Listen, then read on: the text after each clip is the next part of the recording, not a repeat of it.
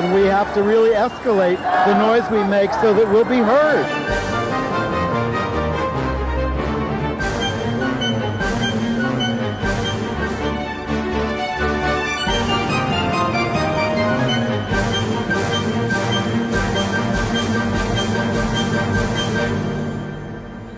Welcome to the gayer USA. I'm Andy Hum, and we welcome back, oh my God, it's Joe Biden. Ann Northrup doing her Joe Biden imitation in the aviator sunglasses, although I have to criticize Brian Williams on MSNBC, who said Joe's glasses were Bausch and Lomb. No, Brian, they're Ray-Bans. Grow up. How old are you? Welcome back, Ann. Well, I'm very happy to be back, and I really, really am grateful to Maren Johns and Chris Cooper for filling in for me for the last couple of weeks, and of course to you, Andy, and our director, Rich, for carrying on in my absence. I don't know what people thought, vacation, COVID, whatever, but the truth is I broke my ankle. Oh. I slipped on a steep, very slippery slope on, of course, a golf course. My feet went out from under me and boom, it's the first time I've ever broken a bone in my life. I don't recommend it, but I'm having a good, solid recovery. And 2.5 weeks later, I am off the crutches, out of the boot, and just very carefully walking around my apartment with both feet on the ground. I have another month to go or so, but I am regaining my strength physically and mentally, so I'm thrilled to be joining you here today. Thank you. And now I'm going to switch out the aviators because they're not reading glasses, so I can't see. I was shocked there for a moment. Here I am. Now, while you were away, I don't know if you're aware of this, we got a new president and a vice president and 2 new senators from Georgia and a new senator from California.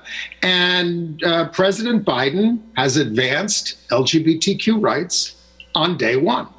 I had heard that, and I'm thrilled to hear it. And I know that we're going to discuss that in more depth because we are doing this on Wednesday afternoon, and we both just watched the inauguration. So it's a pretty good time, although we, of course, will have our reservations about everything. But no reservations about Biden's historic move. He has nominated or will nominate the Secretary of Health of Pennsylvania, out transgender Dr. Rachel Levine, who you've seen pictured many times on this show. She is being nominated for the number 3 position at the Department of Health and Human Services. I'm sort of holding my breath for the confirmation hearings, but maybe we'll be pleasantly surprised. We're going to talk about her. Now, of course, Trump exited, leaving a complete mess, an escalating pandemic, and as many anti-LGBT initiatives as possible, including right down to the wire. Yeah, with any luck, we can get rid of most of them. I don't know what he did on the plane yet. That's right. Or from Mar-a-Lago. Oh, yes, here's what he did. He issued one more pardon to Janine Pirro's ex-husband. I thought it was going to be Ghislaine Maxwell. Well, maybe we haven't heard about that yet. Meanwhile, maybe he wants to share a cell with her. Undoubtedly. Out lesbian attorney Robbie Kaplan, who you remember for representing Edie Windsor in her huge winning case at the Supreme Court, is now set to go after Trump in 2 more big cases. Franklin Graham condemned all the Republicans who voted for impeachment as Judases, who took 30 pieces of silver from Nancy Pelosi, while pulling his medical tents out of mothballs just now after not using them since he raised all that money in New York. What a guy. And pro golfer Justin Thomas, who uttered the anti-gay slur, has now lost a big clothing contract. The killer of 3 gay men in England, who we told you about in a park, was sentenced to life in prison. And the AIDS quilt has inspired a teenager to create a COVID quilt. Where should we start? Should we start with Joe's speech, with the day's events, or where do you want to go? Take your pick, whatever strikes you about the inauguration. I mean, it was a great relief. People are saying I can finally unclench for the first time in 4 years. So I think it was kind of a healing thing. I didn't hear us really mentioned in the proceedings. We used to really lobby for that. But he emphasized the fact that democracy has prevailed. We've come so far, and we have so far to go. Racial justice will be deferred no longer. He spoke out against nativism, and he spoke out against white supremacy, which was right in the middle of the speech, clearly. And I think that was terrific. I was worried about this taking place outside, what could happen. But I think doing it in the sunshine and redeeming the Capitol after the coup attempt was essential.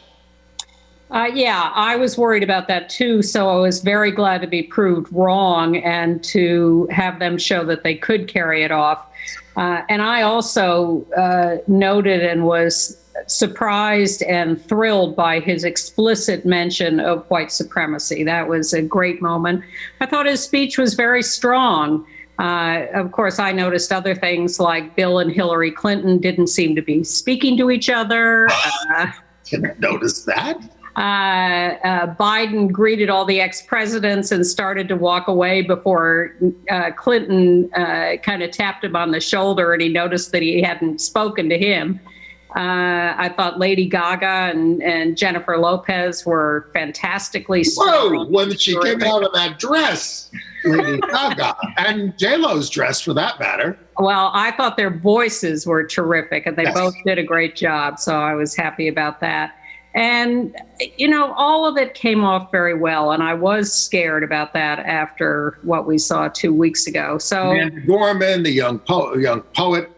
Yep. That was a big feature for a lot of people. And then, of course, just afterwards, when they're in the Capitol going through the usual ceremonies without the usual lunch, it was a little grating to have Mitch McConnell and Kevin McCarthy and other Republicans standing up and being so gracious. Joe said, we must stand in another person's shoes, if just for a few moments. We must end this uncivil war. Republicans have been so intransigent for so long. We'll know very soon whether they will be willing to work together. Already, Josh Hawley is objecting to cabinet members. He won't get very far, but he's delaying things. He showed up at this thing. I hope they checked him for weapons. Well, I'd like to think that he is so egregiously horrible that other Republicans will take a look at him and say, I don't really want to be on his side. And maybe that will push them a little closer to Biden. But as you say, we will see. There's a lot coming up. Mike Pompeo went out with a bang, declaring that multiculturalism is not who we are.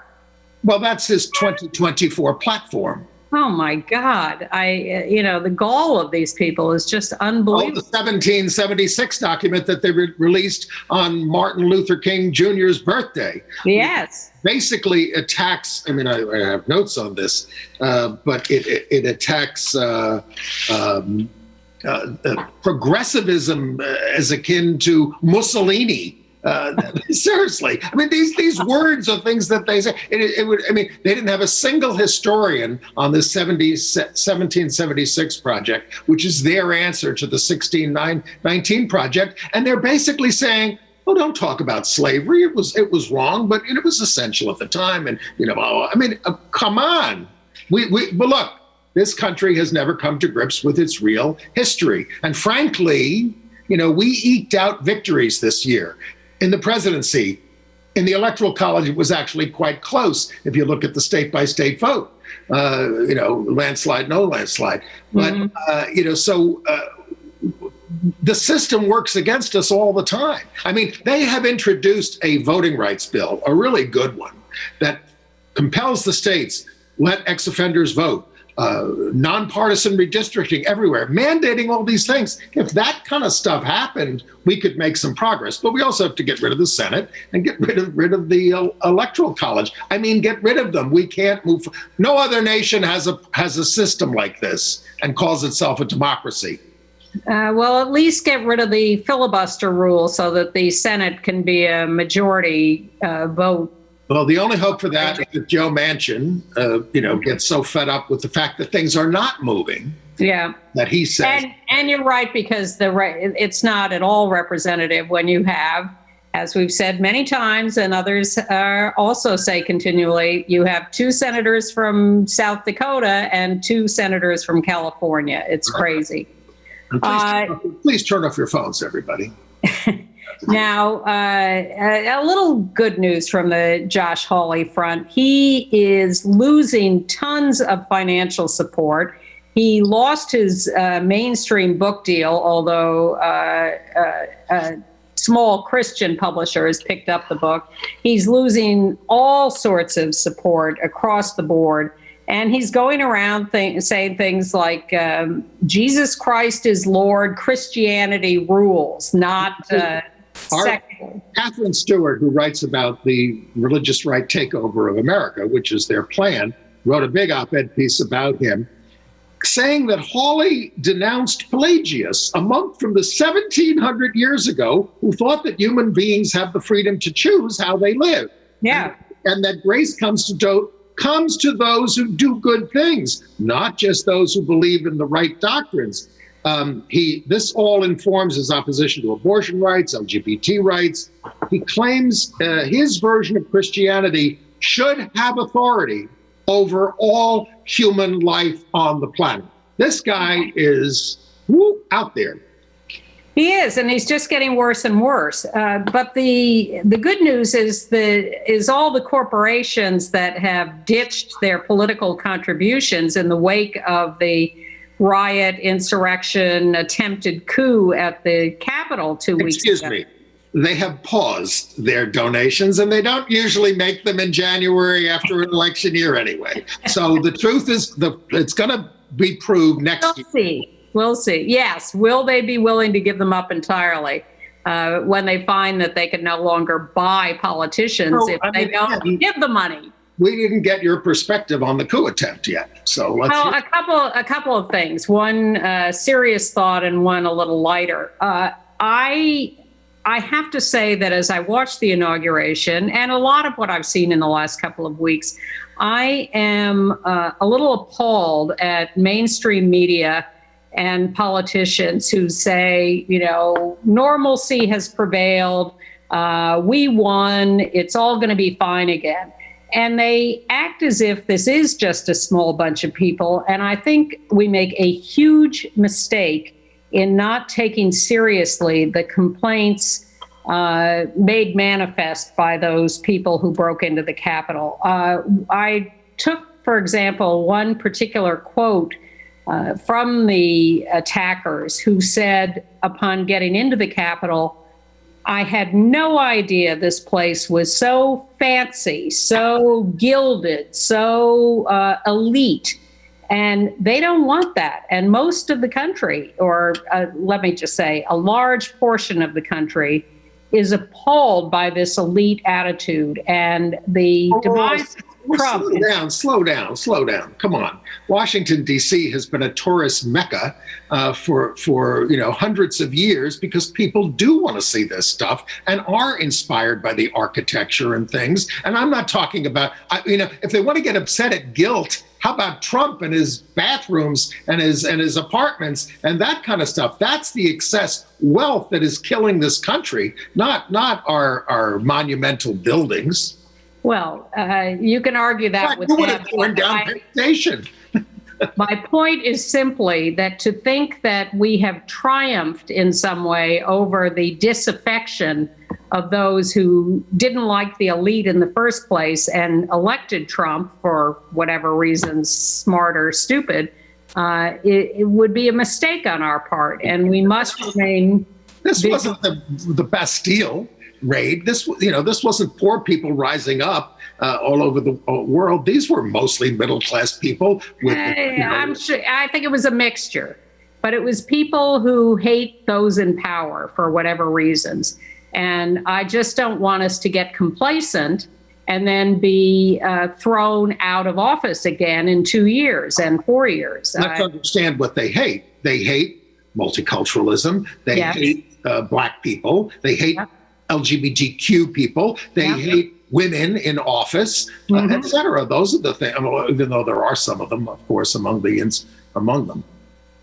Well, they hate a lot of things, but they hate us for various reasons, and I just don't want us to forget that. I am hoping that... What do you do? What do you do with these people? Well, I hope that Joe Biden and his team will do enough good to win some of them over to the idea that perhaps we're not all bad, and perhaps they're better off under us than under the Trump regime. Do you turn the channel and look at Fox News over the last couple of weeks? They don't talk about this stuff at all. They just talk about, they just continue to go on and on and on. And it's racist. It's racist. They don't even tell people what's really going on. No, they talk about the stolen election and the what creeps the Democrats are, and that's talk about Black violence. They don't want to talk about their own violence. Yes, but that's what scares me, is that rhetoric is going to continue, and people are still going to fall for it. But I do have one lighter moment from the insurrection, because I think we've expounded on that enough. So you saw the footage from the New Yorker war correspondent inside the Capitol as people were trashing the Senate floor. And it showed these guys at Cruz's desk going over his papers related to the objections to certifying the election. And one of the insurrectionists or rioters is saying, look, see, he was going to sell us out. He was going to vote against certifying the election. And his compatriots explained to him that that was what they wanted. They wanted him to vote against certifying the election. And your favorite, Joe Scarborough, comes out of that clip and says, to quote the great Bugs Bunny, what a maroon.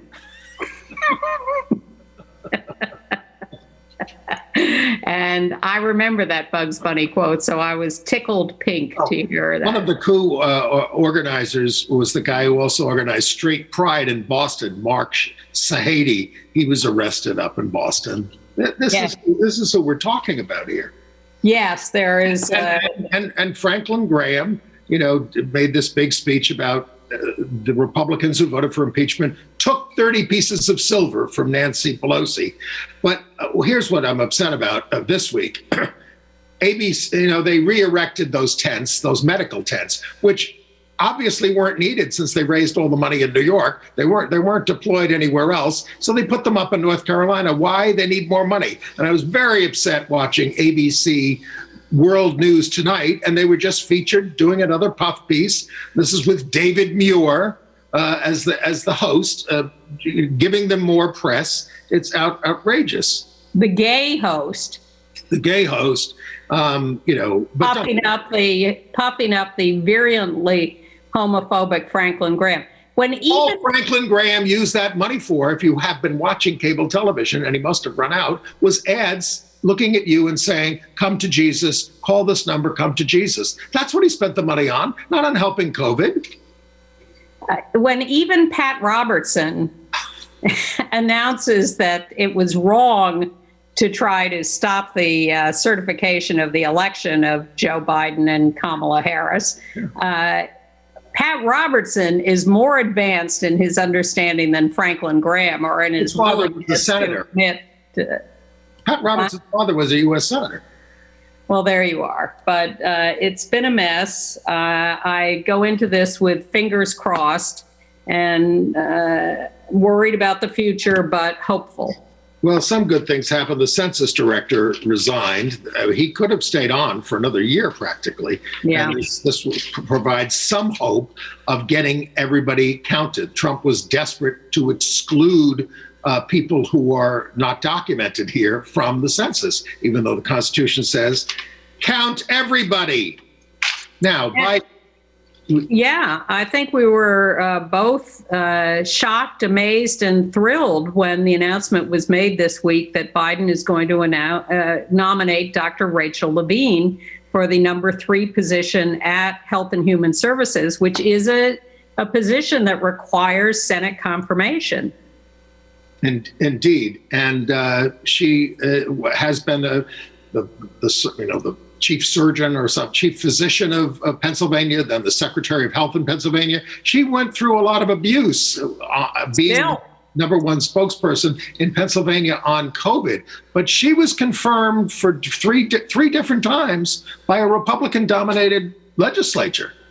In Pennsylvania, yes. But as the most prominent transgender official in the country, she is now being nominated for this HHS post. And, the Republicans do not have a good track record on these issues. So I can only imagine. What are they going to do? I mean, Biden seems to have a lot of understanding of trans issues. Donica Rome is one of his friends. He has done some work with her in Virginia, who's in the state legislature. He feels for these issues. Mm-hmm. And I think, and look, these things don't just happen. A lot of LGBTQ people were lobbying, saying we need a visible transgender appointment in this administration. Well, Dr. Levine is a pediatrician by training, an expert in adolescent medicine. In fact, she trained at the Mount Sinai Adolescent Medicine operation here in New York. She has been elected by her fellow state secretaries of health as the president of the Association of State and Territorial Health Officials. That's a big deal. Her background is in behavioral and mental health, actually. And she is also an expert on HIV issues. So we're thrilled by her prospective nomination, and you should be doing anything you can to let your senators know that you support Dr. Rachel Levine for this post and want her confirmed in it. And we're happy about at least this aspect of Tony Blinken, who was the nominee for Secretary of State. Chris Cooper said that this is one of my Harvard classmates. And he watched the hearings, and Ed Markey, senator, questioned Blinken on LGBTQ rights, and Blinken unequivocally supported raise the rainbow flags, protect transgender folks, especially people of color, appoint a LGBT envoy, and put that person at the ambassador level. So this is the kind of stuff that we're going to get from this administration. Well, this is what happened during the Obama administration. And when it all got torn down by the Trump administration, it was heartbreaking and very dangerous. But now we're going to bring that attitude back into our international relations with a Secretary of State who, again, understands and prioritizes these issues. And that is going to be a great relief. Now, Biden on his first day did a whole bunch of executive orders reversing the Muslim ban and rescinding the trans military ban. That's what I was told, that was on the table today. Rejoining the Paris Climate Accords. We're going to all have to wear masks on federal property and for interstate commerce. Pause student loan repayments and evictions, and revoke the gag rule, which always happens in a Democratic administration. Move to reunite immediately children at the border, get that moving. Restore the right of federal workers to unionize. Reinstate the federal guidance ensuring trans students can have access to sports, restrooms, locker rooms consistent with gender identity, and sweeping ethics standards. Now, we had no ethics standards in the Trump administration. Oh, we did, but they have to be enforced by the president, who was without any such ethics. Now, there are a lot of Trump misdeeds hanging around. Some will be easier to get rid of than others. I think most of them can be gotten rid of pretty quickly and easily, but there are going to be things that require a little more effort. And Lambda Legal has filed its 46th lawsuit against the Trump administration, even though they have disappeared, because they, at the end of their term, they rescinded a rule that religious organizations that get public funding must inform their clients of non-discrimination rules. So Lambda and others are suing on that.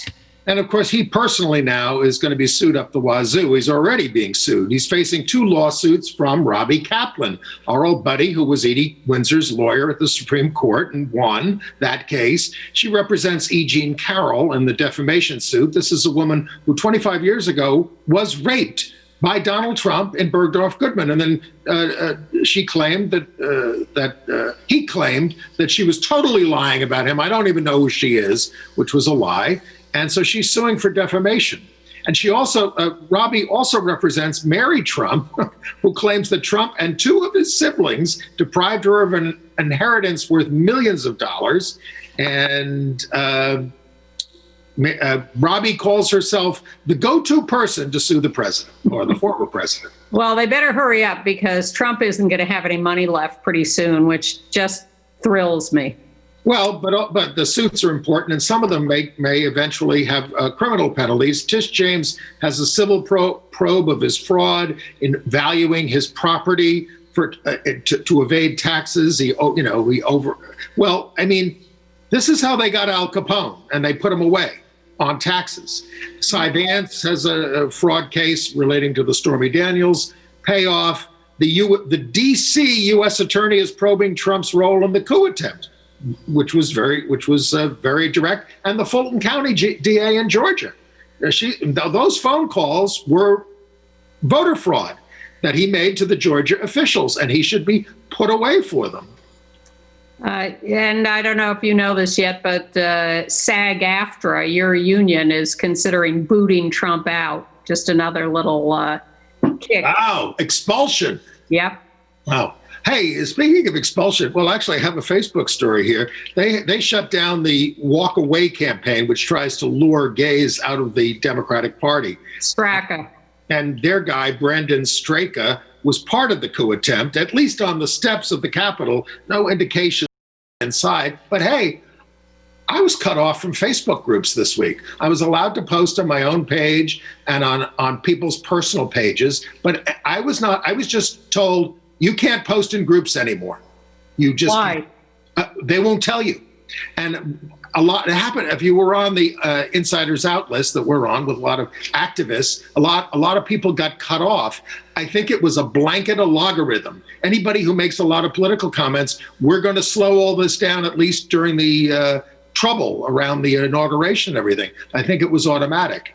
And but I'm not able to post in groups at the moment. They won't tell you why.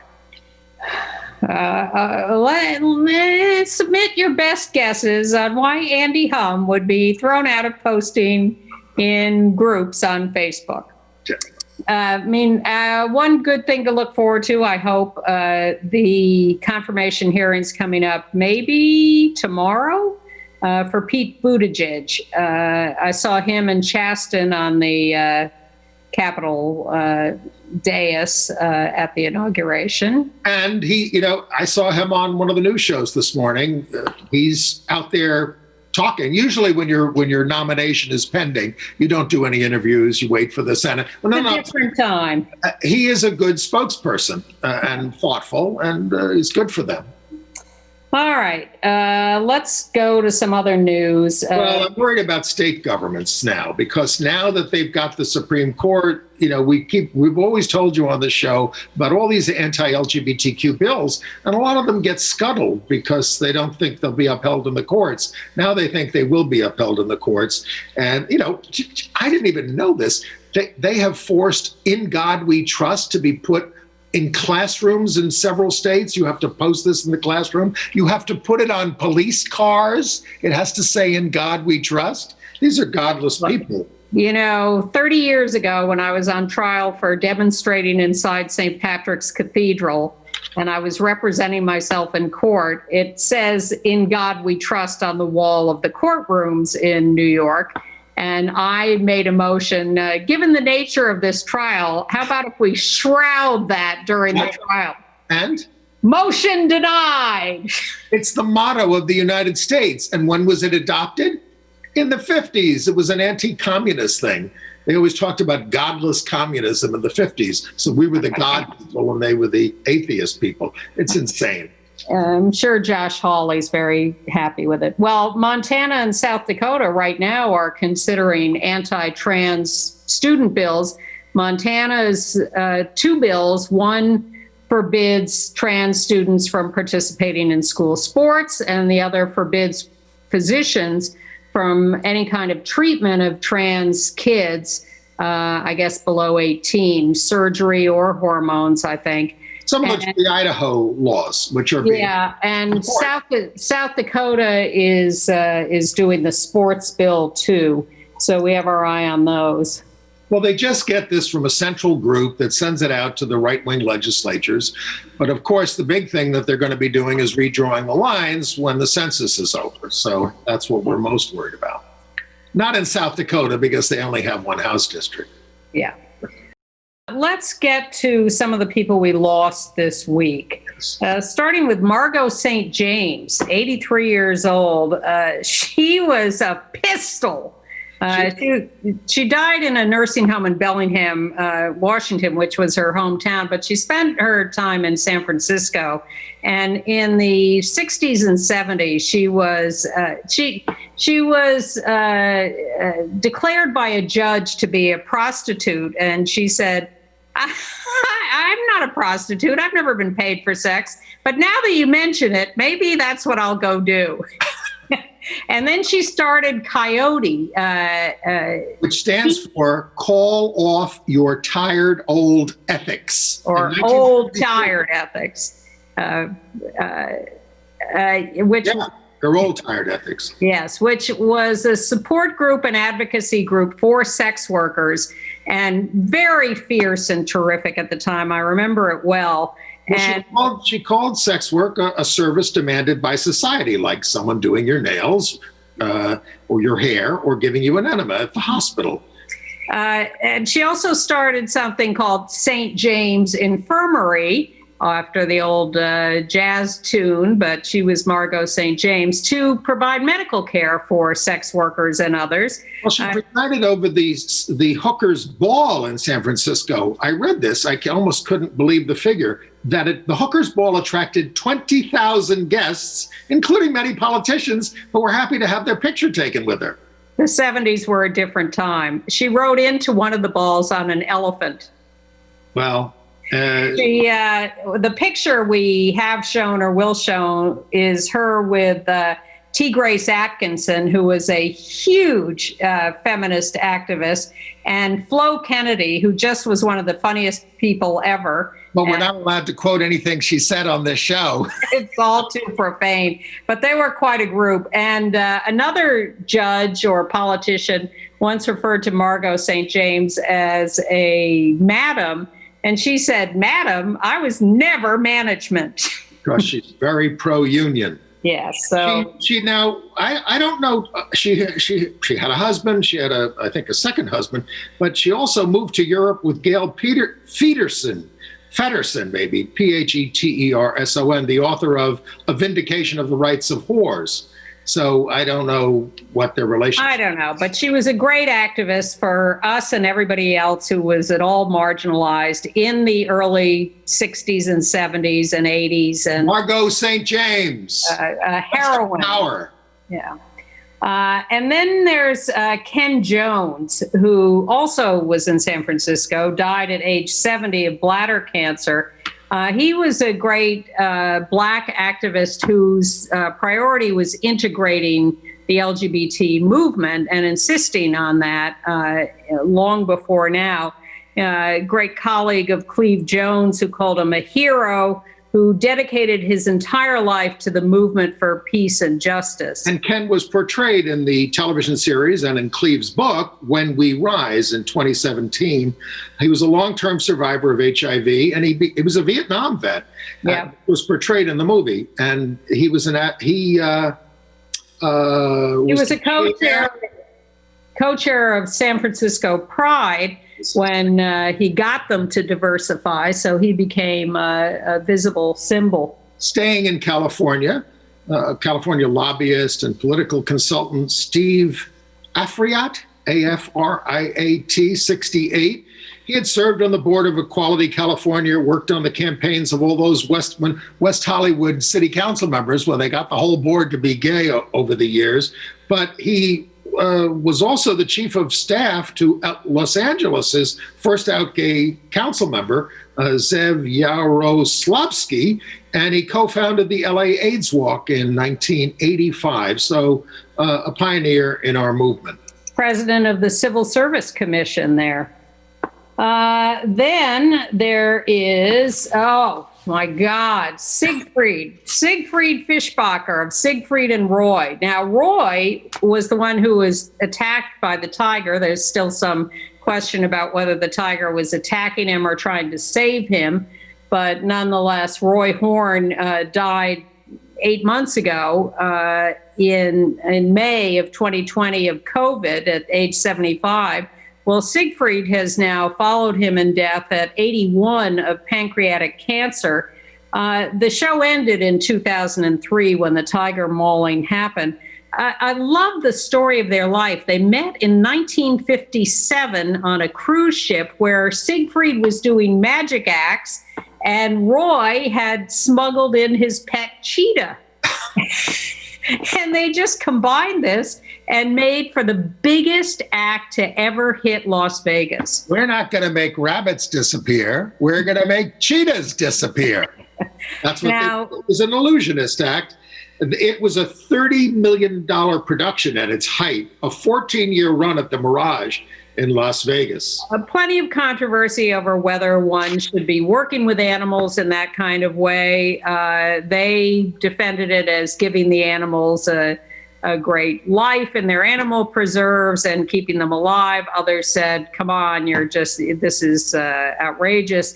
They were actually kind of discovered by Princess Grace in a show in Europe, and then they came to Las Vegas in 1967. But they really kind of invented the major show in Las Vegas. They really transformed entertainment in Las Vegas. And this is someone else died this week, tragically, Harry Brandt, 24-year-old. He was the son of supermodel Stephanie Seymour and billionaire industrialist Peter Brandt, died of an accidental overdose of prescription drugs. He developed a unisex line of makeup for MAC and blurring gender lines, and he and his older brother Peter challenged gender stereotypes in their style, rich kids, but troubled. Okay. All right. So, and of course, let's get to some other news. The Supreme Court did their hit on reproductive rights this week with a 6-3 ruling upholding Trump's FDA rule, making it harder for women to get access to abortion by pill. The abortion pill is the only pill during the pandemic that you can't get by mail. You have to come in person to get it. This is just hatred of women, hatred of abortion, and that can be overturned, I think, pretty quickly by the Biden administration. Certainly hope so. 30% of abortions are by pill now. Yeah. And a few local good news stories. In New York City, the Small Business Services organization will certify LGBT businesses as well as minority-owned businesses and women-owned businesses to get special consideration for city contracts. That's a new approach. Women and people of color-owned businesses have gotten that for a while now. They're adding LGBT. In Atlanta, Georgia, John Stryker, the philanthropist and creator of the Arcus Foundation, has just completed a $2 million donation to Spelman College, Black women's historically Black college and university. He's supported them for a long time, but he's now, with that $2 million and contributions by others, established an Audre Lorde Queer Studies Chair, the first of its kind at any of the HBCUs. Audre Lorde, big lesbian activist, and the poet laureate of New York at one time. Yeah, so that's good news. The Colorado Supreme Court recognized same-sex common law marriages from before marriage equality. They awarded $50,000 of one partner's retirement to the other partner and ordered spousal maintenance. So you may owe an ex of yours who you never married some money in some states. It's complicated, and there are a lot of ways to look at this. 8 states in this country have common law marriage laws, and the problem is that you may have a long-term relationship with someone which you don't consider a marriage, but if you do certain things to hold yourselves out as a couple, and then you split, your former partner may come after you and say, hey, we were in essence married, and that may not have been what you intended. So watch out for those common law marriage laws. In LA, the trial of Ed Buck, who managed to kill a few people with drug overdoses. Black men usually, right? Yes, black men. Has been delayed again because of COVID shutting down the court system. He remains in custody, but the trial is now delayed till April.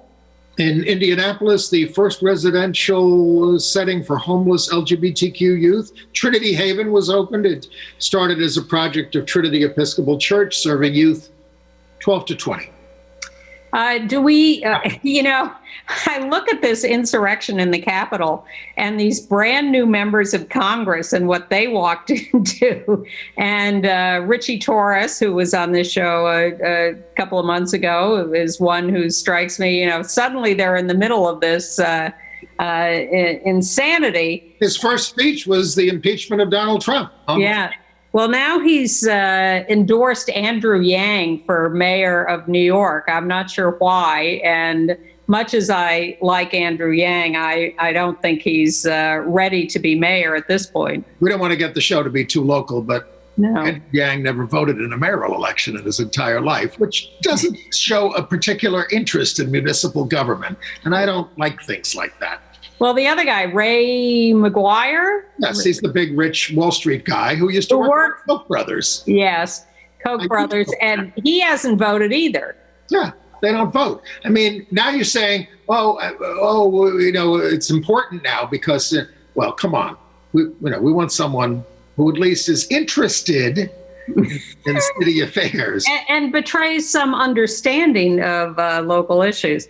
A federal court in Alabama, I can't remember whether you did this last week, has barred an Alabama law that requires trans people have surgery before they can change their gender on their driver's license. I had that in international news. No, that's a separate case. I'm only kidding.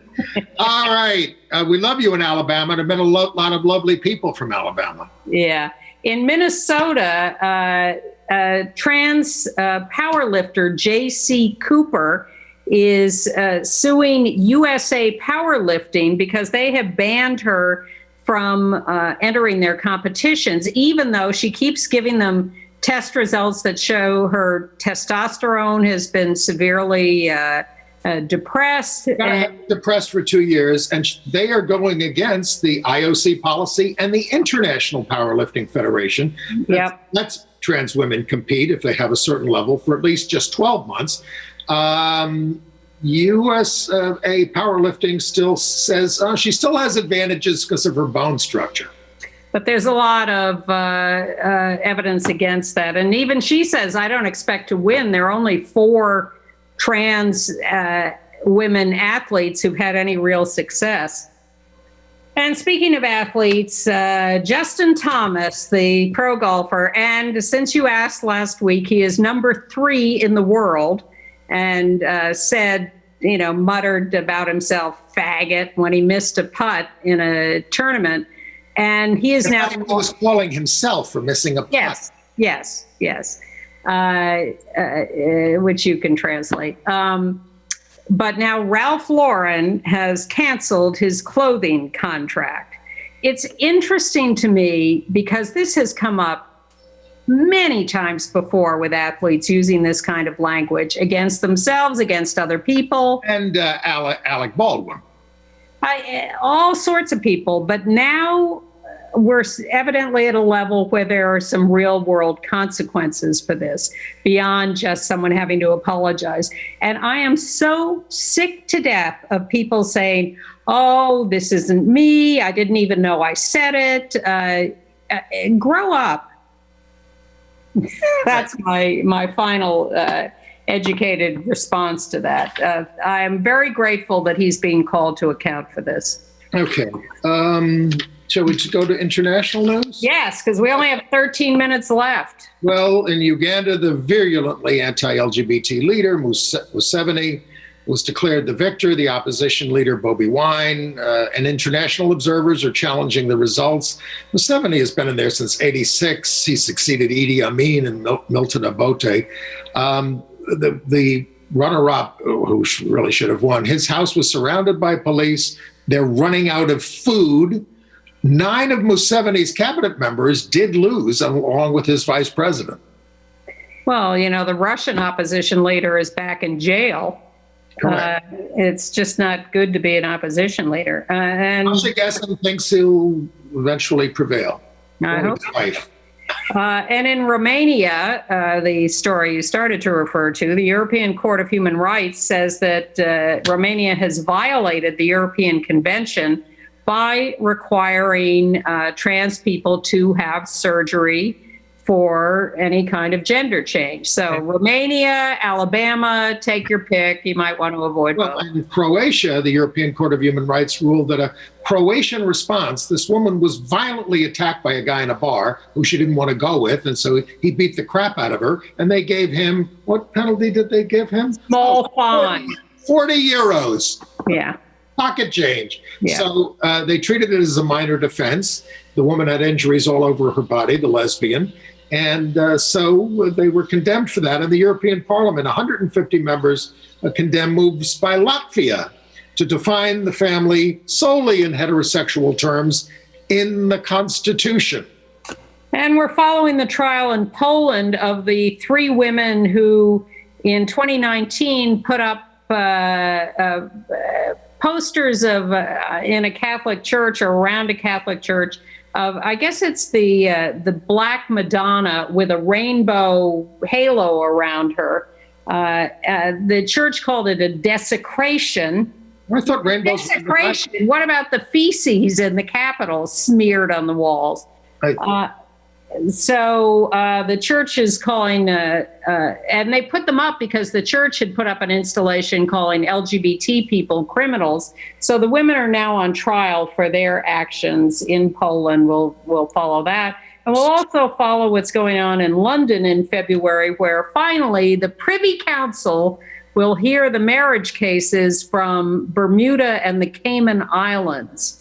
I've been to a Privy Council meeting. In Reading, England, we told you about the murders of 3 gay friends. We're sitting there having lunch in a park. James Furlong, David Wallace, and an American, Joseph Ritchie, just having lunch. And this guy comes over and cuts them up and kills them and injures 3 others. Well, this shouting Allahu Akbar. Well, this guy was sentenced to life without parole. Most of the news stories, however, omitted the sexual orientation of the victims. Well, of course. In Bali, a young American woman, Kristen Gray, is being deported. She's what's called a digital nomad. She moved to Bali because she works online, so she can work from anywhere. So she picked Bali to go to in the middle of COVID. And she was tweeting out things like, this place is very LGBT friendly and I can live much more cheaply here. So Bali said, how dare you? We're part of Indonesia. We're not LGBT friendly. And how dare you assert your Western privilege with all your talk about living more cheaply here? Get out. So goodbye, Kristen. All right.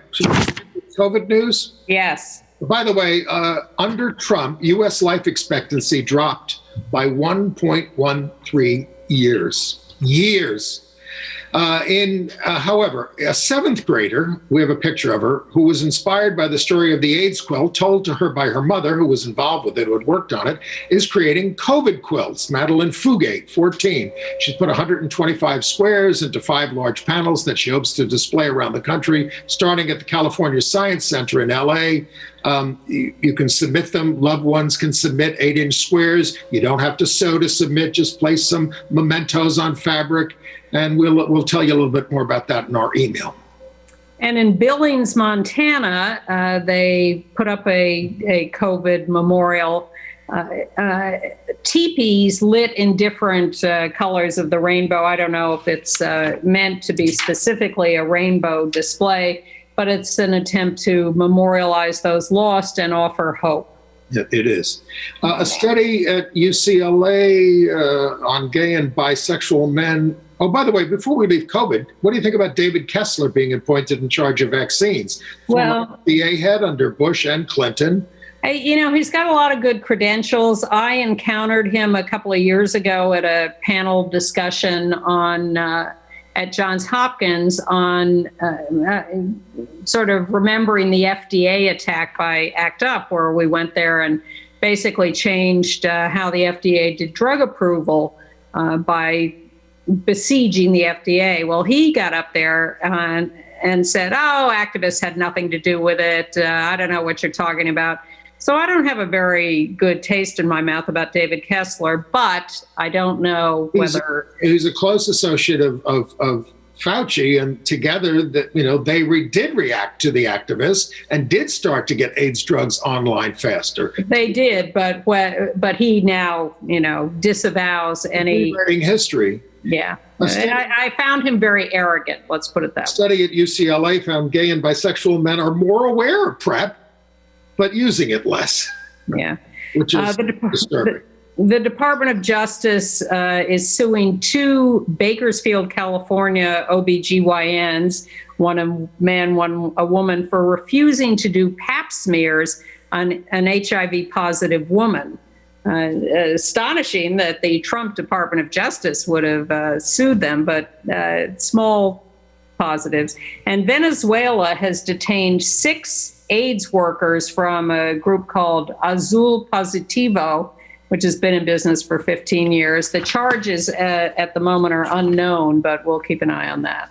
Entertainment news? Yes. It says that LGBT representation has fallen on TV for the first time in 5 years, and they go through a lot of this in their report. Fallen a little, but more racially diverse, which is good news. They also say that 1 out of 6 LGBTQ characters on TV come from the studios of Shonda Rhimes, Greg Berlanti, Lena Waithe, and Ryan Murphy.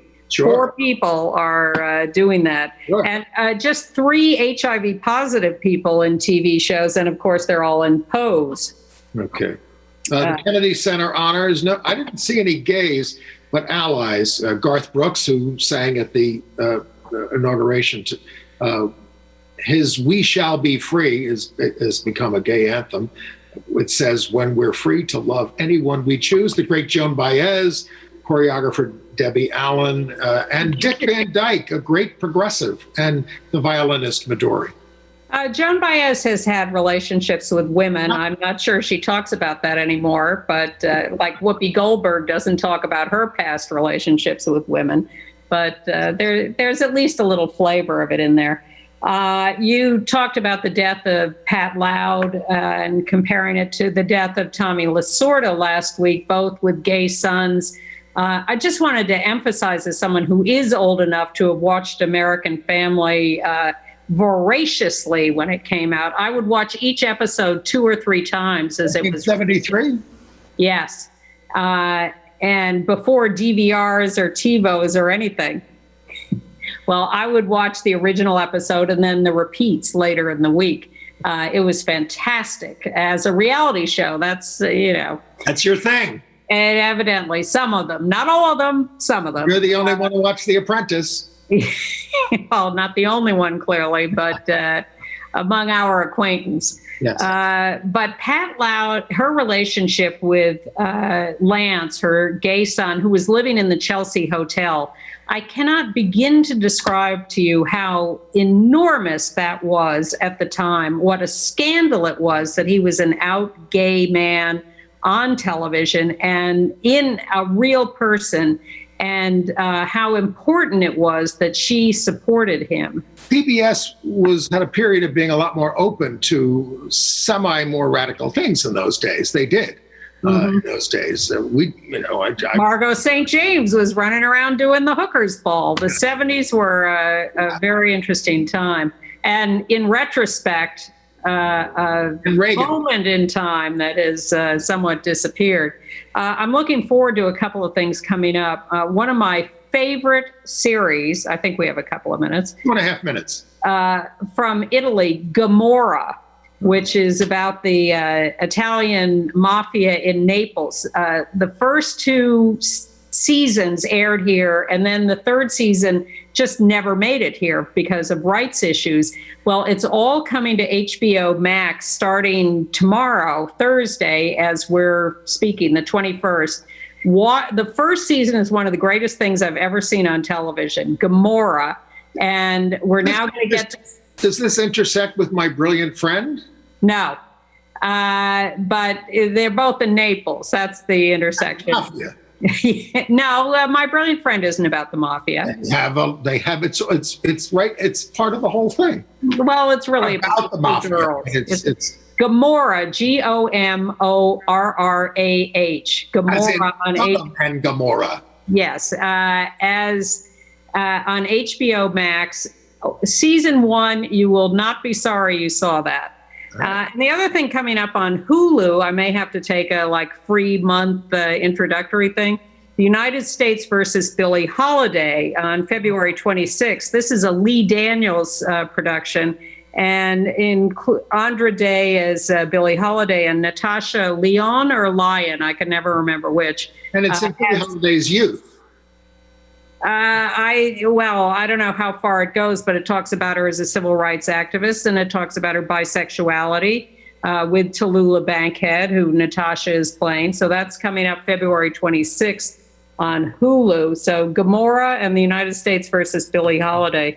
There's also a new book out that might interest some of you, a children's book, Pepito Has a Doll. Nice. A bilingual book, English and Spanish, about a shy 7-year-old who secretly takes his doll to school. And this is because the author, Jesus Canchola Sanchez, had this experience as a child. And so he's written this story for children that talks about sexuality and gender.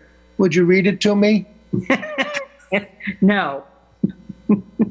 Okay. And did you watch the Tiger Woods HBO? Oh, yes. I feel so sorry for him. His father just ruined his life. If only, at least I hope he never goes back to playing golf with Donald Trump. And we're out of time. Thanks for being back, Ann.